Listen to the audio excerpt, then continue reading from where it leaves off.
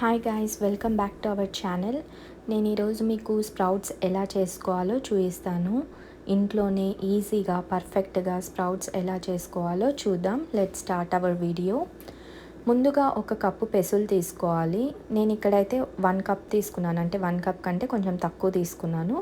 Quantity అనేది మీ ఇష్టం.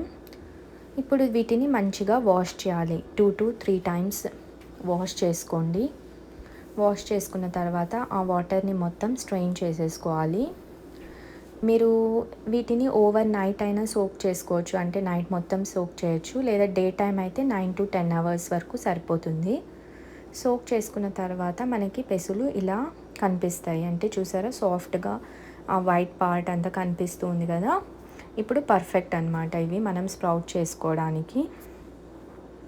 ఇలా హోల్స్ ఉన్న గిన్నె తీసుకోవాలి. గిన్నె తీసుకొని ఈ పెసలుని నీట్గా దాంట్లో స్ప్రెడ్ చేయాలన్నమాట. అంటే ఒకదాని మీద ఒకటి లేకుండా నీట్గా అలా స్ప్రెడ్ చేసుకోండి.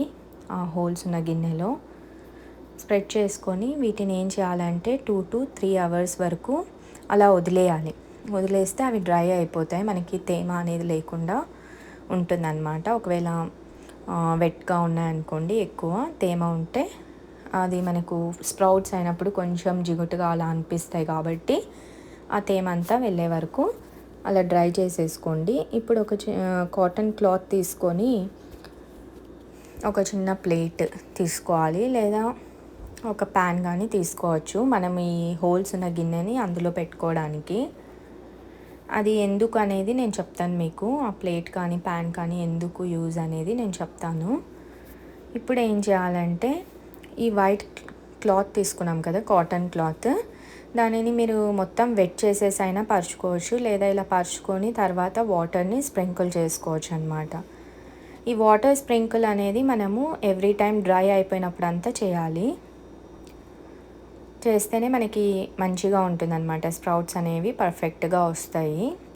ఇప్పుడు దీన్ని మనము ఇలా క్లోజ్ చేసేసి కంప్లీట్గా వార్మ్ ప్లేస్లో పెట్టుకోవాలి.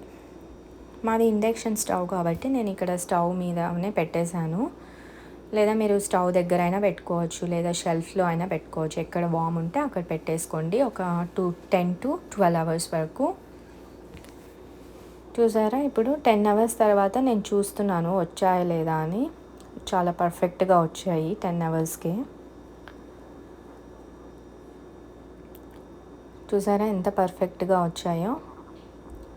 అంతేనండి, స్ప్రౌట్స్ అనేది చాలా ఈజీ. ఈ మెథడ్ తెలిస్తే మాత్రం మీరు ఎప్పుడు కావాలంటే అప్పుడు స్ప్రౌట్స్ చేసేసుకోవచ్చు. చూసారా, నేను ఎందుకు ఆ ప్యాన్ పెట్టమన్నానంటే మనం వాటర్ స్ప్రింకిల్ చేస్తాం కదా, ఆ క్లాత్ డ్రై అయిపోయినప్పుడు అంతా ఆ వాటర్ అంతా, ఇది హోల్స్ గిన్నె కాబట్టి మనకి వాటర్ అంతా కింద ఇంకిపోతుంది కదా, అప్పుడు ఆ ప్యాన్లోకి వచ్చేస్తాయి అన్నమాట. అందుకనే నేను మీకు ప్యాన్ కానీ ప్లేట్ కానీ పెట్టుకోమని చెప్పాను. చూసారా ఎంత పర్ఫెక్ట్గా వచ్చాయో స్ప్రౌట్స్. ఇంతేనండి, బిగినర్స్ కానీ లేదా ట్రై చేసి ఎవరైనా పర్ఫెక్ట్గా రాని వాళ్ళు ఉంటే ఈ మెథడ్ ట్రై చేయండి. చాలా ఈజీ. ఎందుకంటే నేను కూడా ఒక 2-3 మెథడ్స్ ట్రై చేశాను, నాకు ఎందుకో పర్ఫెక్ట్గా రాలేదు ఆ మెథడ్స్ నుంచి. అందుకే ఈ మెథడ్ ట్రై చేశాను అనమాట. చాలా పర్ఫెక్ట్గా వచ్చాయి. మీరు కూడా ట్రై చేసుకోండి. ఇంకా ఎప్పుడు కావాలంటే అప్పుడు మీరు స్ప్రౌట్స్ అనేవి ఇంట్లోనే ఈజీగా చేసేసుకోవచ్చు. మీకు ఈ వీడియో నచ్చినట్టయితే లైక్ చేయండి, షేర్ చేయండి, సబ్స్క్రైబ్ చేసుకోవడం మర్చిపోకండి. బాయ్.